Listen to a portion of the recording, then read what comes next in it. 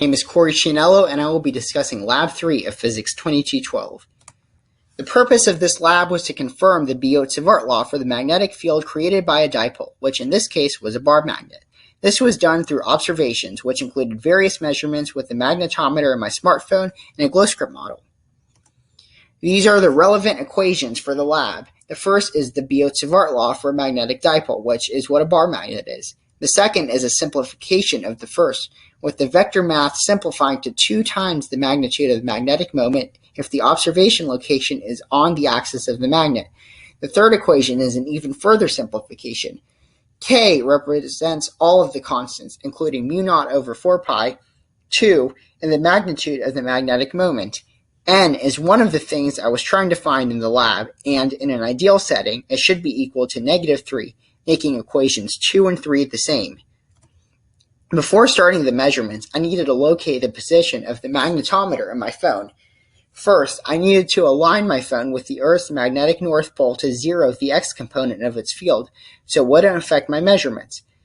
I found that the magnetic field of the Earth was about 47 microteslas. And then I aligned the bar magnet as shown, pointing east and west. I moved my phone perpendicular to the meter stick in the north and south direction vertically, finding the location where the magnitude of B sub x was largest and B sub y was smallest. I then rotated my phone 90 degrees and found the location where B sub x was smallest and B sub y was largest.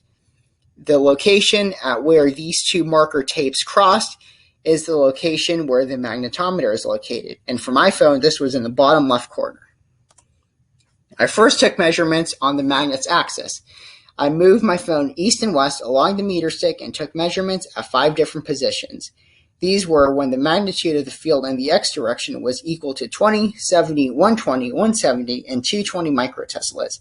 These distances are noted in the table as R20, R70, and so on. I took each measurement 3 times to reduce error and averaged the values. I then plotted the averages on a graph of ln b sub x versus ln r. I took the natural logs of these values because of this equation discussed earlier. By taking the natural log of both sides, it becomes a second equation, which when plotted is linear. The linear equation for my graph is on the right. Negative 14.422 corresponds to the ln k term, negative 3.0757 corresponds to n, and x corresponds to ln r. My value of n is very close to the value of -3 in the Biot-Savart law, showing that my measurements were very accurate. To find k, I can simply find e to the negative 14.422, which is 5.25262 times 10 to the negative 7. As discussed before, k represents all of the constants, so we can set them equal.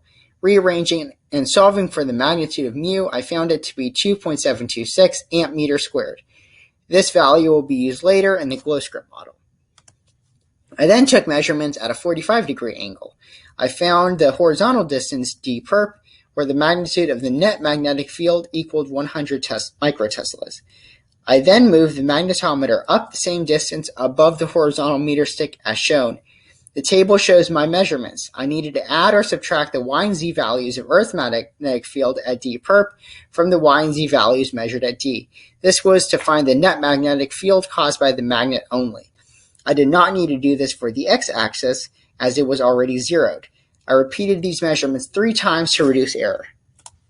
I then made a glow script model of the magnet's field. The white cylinder represents the bar magnet, the orange arrows are the on-axis field arrows, the cyan ones are the perpendicular field arrows, and the magenta one is the 45-degree field arrow. I rotated the view a bit so all of the arrows can be seen. The perpendicular field points in the opposite direction and is half as strong as the on-axis field. Both orange arrows, as well as all 4 cyan arrows, have the same magnitude as the others of the same color. This is because they are the same distance from the magnet. All of these observations are expected from the equations from class.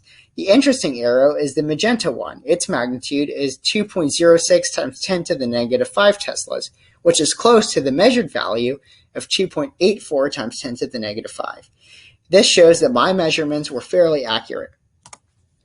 What if? What if I did not align my experimental setup with the Earth's magnetic north? I would then have to adjust my measured x values by a non-zero amount, similar to what I did for the y and z values in the off-axis measurements. This is another source of possible error, and my results may have been less accurate. What if I stuck two identical magnets together?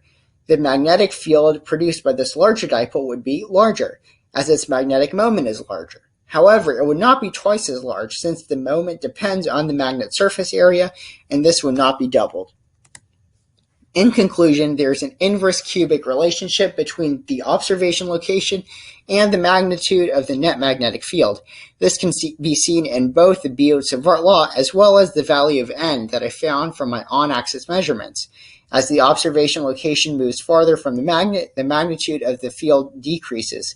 This also holds for off-axis locations, such as at a 45-degree angle. And although my measurements were fairly accurate, there are still some sources of error listed here. Thank you.